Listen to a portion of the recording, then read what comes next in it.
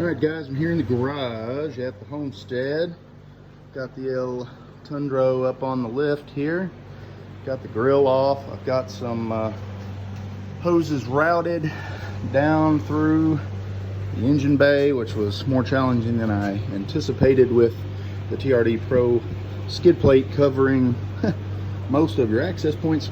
But I went down and over the rack and pinion and the CV axle, well, the front axle housing, and I'll zip tie that all up where it's out of the way of any moving components here shortly. But I wanted to show you what we've got here. So what we had before was just this, which is the transmission warmer that sends engine coolant, which gets hot faster than the transmission fluid because of combustion, to the transmission, runs transmission fluid over a water to oil heat exchanger right there, and pre-warms the transmission fluid for proper shifting in cold climates on cold starts.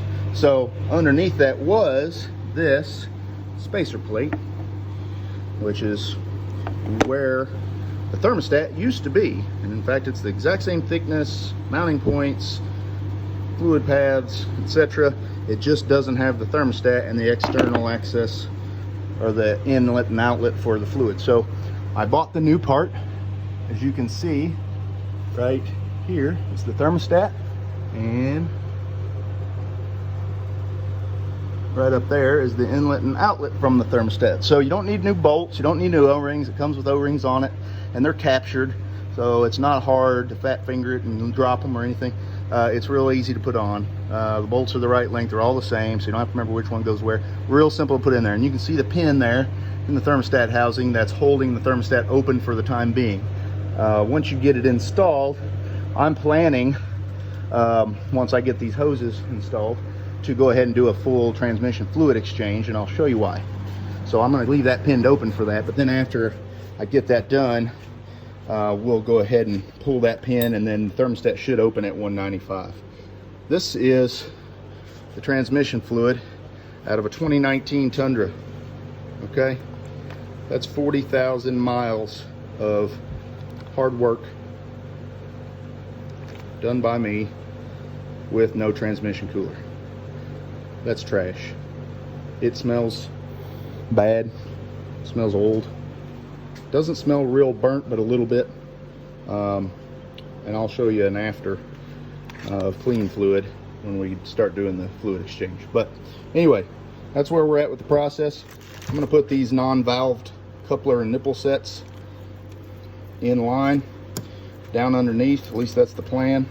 That way in the future, if for whatever reason my cooler decides to spring a leak, it's aftermarket, I left it up in the engine bay, my bad. But if something was to go wrong there, I can short circuit it, and it gives me access points for quick fluid change without having to do it up front and make a mess. So that's the idea.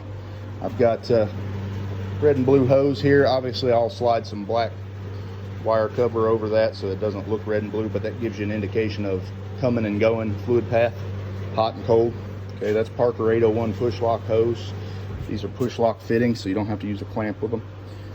High-end stuff that should last longer than I'm going to own the truck by a lot. It's expensive. It's about $8 a foot, but it's worth it. All right, guys. So here is the semi-finished product on the front end.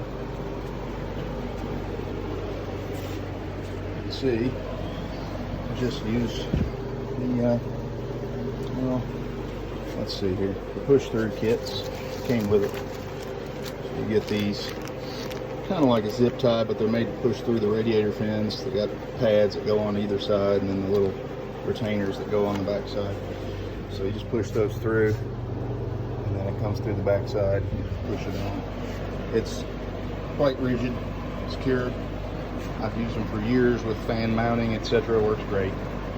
So the hoses come up the bottom. Once that grill's on, you really won't see those, but it's clear as to hot coming in, cold coming out, into the cooler, out of the cooler, back to transmission. So when you want to do your training fluid exchange, It's going to pump out here, dirty fluid, and you're going to force clean fluid in this hose back to the pan, back to the sump.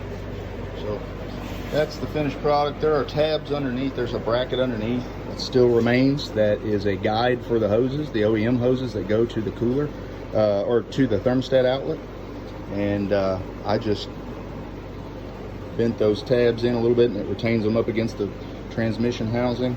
And there's a couple good spots along the frame beside the engine down here, over top of the rack and pinion and front axle, to zip tie it up and zip tie them together, just keep them out of harm's way. But it's a really, really tough hose, abrasion resistant industrial hose, so it should work really well. Don't buy cheap hose, you'll regret it.